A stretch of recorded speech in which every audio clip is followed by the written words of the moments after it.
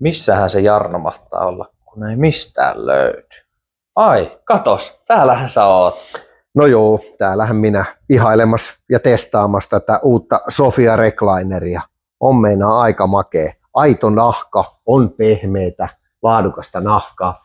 Pirun yksinkertainen käyttää. Tässä on ihan tasan tarkkaa 2 nappulaa. Toisesta aukeaa ja toisesta menee kiinni. Paljon tollanen maksaa? Tämä on 749 €. Ja kaiken lisäksi tämä on todella helppo kasata.